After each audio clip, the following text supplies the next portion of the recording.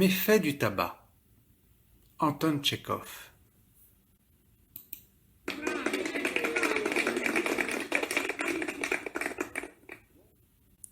Mesdames, et pour ainsi dire, messieurs, on a demandé à ma femme de me faire prononcer ici, dans un but de bienfaisance, une conférence sur un sujet accessible à tous. On veut une conférence. Eh bien, va pour une conférence. Pour ma part, cela m'est parfaitement égal. Certes, je ne suis pas professeur. Je ne possède aucun titre universitaire. Néanmoins, voilà 30 ans que je travaille sans relâche, et pour ainsi dire au détriment de ma santé, sur des questions strictement scientifiques. Je ne cesse d'y réfléchir. Et figurez-vous qu'il m'arrive même d'écrire des articles savants. Pas précisément savants, si vous voulez, mais tout comme, passez-moi l'expression. Ainsi, l'autre jour, j'ai écrit un très long article intitulé « De la nocivité de certains insectes ». Il a beaucoup plu à mes filles, en particulier la partie qui concernait les punaises. Mais après l'avoir relu, je l'ai déchiré, car on peut bien écrire tout ce qu'on veut, impossible de se passer de poudre insecticide.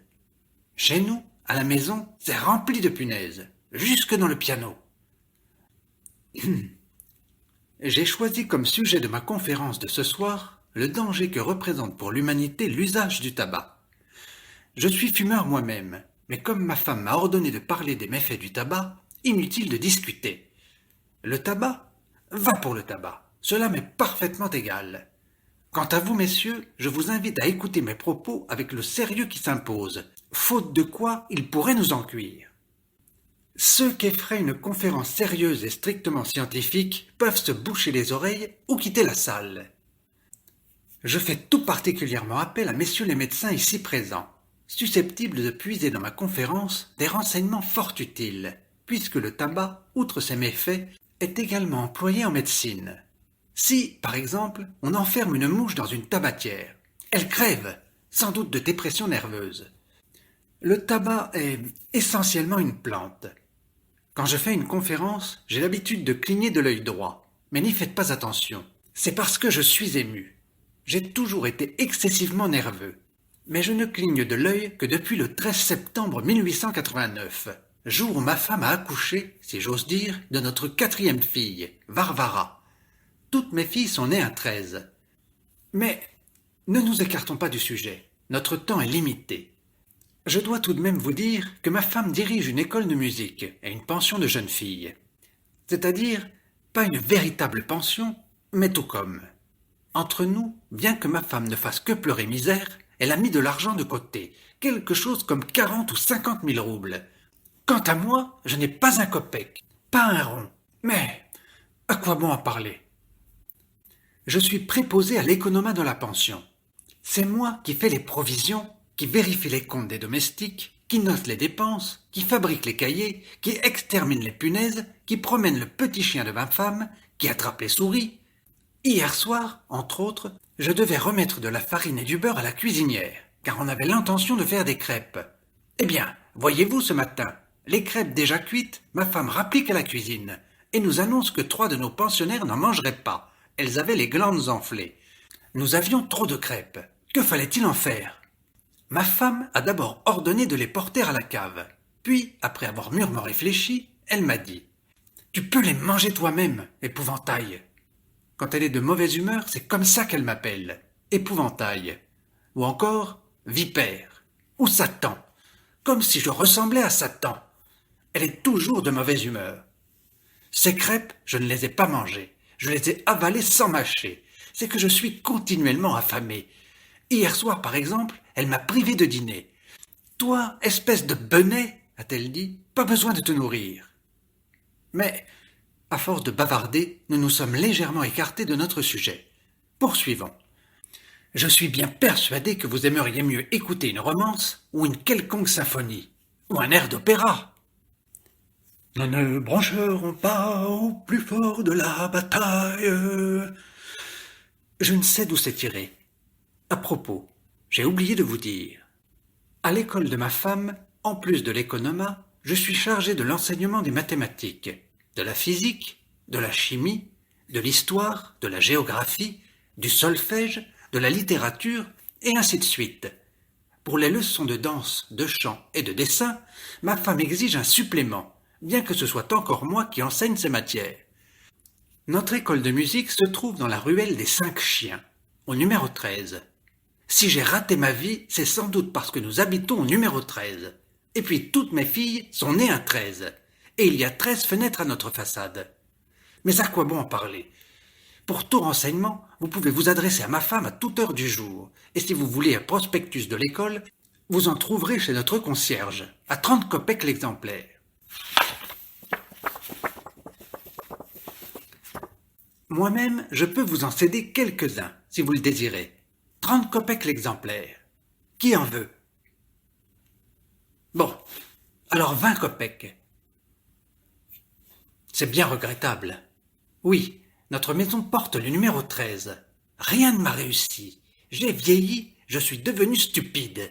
Tenez, je suis en train de faire une conférence. J'ai l'air gai et pourtant j'ai envie de hurler de toutes mes forces et de m'envoler n'importe où, au bout du monde. Et personne à qui me plaindre. Non, c'est à pleurer. Vous me direz, et vos filles? Eh bien quoi, mes filles? Il suffit que je leur parle de tout ça pour qu'elles éclatent de rire. Ma femme a 7 filles. Non, excusez-moi, 6, je crois. 7. Anne, l'aînée, a 27 ans, et la plus jeune 17. Messieurs, je suis malheureux. Je ne suis plus qu'un imbécile, une nullité. Mais au fond, vous avez devant vous le plus ravi des pères. C'est bien comme cela que ça devrait être, n'est-ce pas? Et comment dire le contraire? Ah, si vous saviez! Je vis avec ma femme depuis 33 ans, et je puis l'affirmer, voilà bien les meilleures années de ma vie. C'est-à-dire, pas les plus heureuses, non, mais tout comme. Elles se sont écoulées comme un seul instant de bonheur, à proprement parler, et que le diable les emporte. Mais elle n'est pas encore arrivée. Je peux parler librement. J'ai terriblement peur. J'ai peur quand elle me regarde. Oui. Qu'est-ce que j'étais en train de dire? Si mes filles tardent à se marier, c'est sans doute parce qu'elles sont timides, et que les hommes n'ont jamais l'occasion de les voir. Ma femme ne veut pas donner de soirée. Elle n'invite personne à dîner, c'est une dame très avare, méchante, acariâtre. Comment voulez-vous que quelqu'un mette les pieds chez nous? Mais je veux vous confier un secret. On peut voir les filles de ma femme les jours de grandes fêtes chez leur tante Natalia Semenovna. Oui, celle qui souffre de rhumatisme et qui porte une robe jaune à pois noirs. On jurerait qu'elle est saupoudrée de cafards. Chez elle, on vous servira des hors-d'œuvre. Et quand ma femme n'y est pas, on peut même s'envoyer un petit coup de vodka. Je peux bien vous l'avouer, un seul petit verre suffit à me griser. Et alors, j'ai le cœur si léger et si triste en même temps. Vous n'imaginez pas. Mes jeunes années me reviennent en mémoire. Je ne sais pourquoi. Et il me prend une de ces envies de m'enfuir. Une envie. Oh, si vous saviez. Oui, fuir, tout planter là. Fuir sans un regard en arrière. Fuir, n'importe où. Fuir cette vie étroite, inutile, vulgaire, qui a fait de moi un vieillard stupide, pitoyable, un pauvre idiot. Fuir cette femme bornée, mesquine, avare et méchante. Oh, si méchante, qui m'a torturé pendant 33 ans. Fuir la musique, la cuisine, l'argent de ma femme, toute cette bêtise, toute cette mesquinerie. Et m'arrêter quelque part, très loin d'ici, dans un champ. Me tenir immobile comme un arbre, comme une borne, comme un épouvantail à moineaux, sous un vaste ciel. Toute la nuit regarder la lune silencieuse et claire, et oublier, oublier. Ah, comme je ne voudrais plus me souvenir de rien. Arracher de mes épaules cet habit tout usé, dans lequel je me suis marié voilà 33 ans. Et c'est là-dedans que je fais toujours des conférences dans un but de bienfaisance. Tiens, attrape. Tiens, attrape, attrape. Je suis vieux, misérable, miteux, piteux, comme ce gilet au dos râpé et usé. Mais je ne demande rien. Je suis au-dessus de tout, plus pur que tout cela. J'ai été jeune, intelligent. J'allais à l'université. Je faisais des rêves, je me croyais un homme. Maintenant, je n'ai plus besoin de rien. De rien. D'un peu de repos, oui, c'est tout. De repos.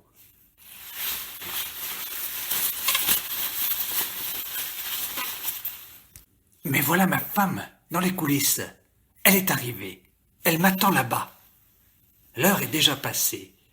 Si elle vous pose des questions, dites-lui, s'il vous plaît, Je vous en prie, dites-lui que la conférence a eu lieu et que l'épouvantail, c'est-à-dire moi, s'est comporté avec dignité. Alors regarde par ici. Étant donné que le tabac contient le terrible poison dont je viens de vous entretenir, je vous recommande de ne fumer sous aucun prétexte. Et j'ose espérer que cette conférence sur les méfaits du tabac n'aura pas été inutile. J'ai fini. Dixi et animam levavi.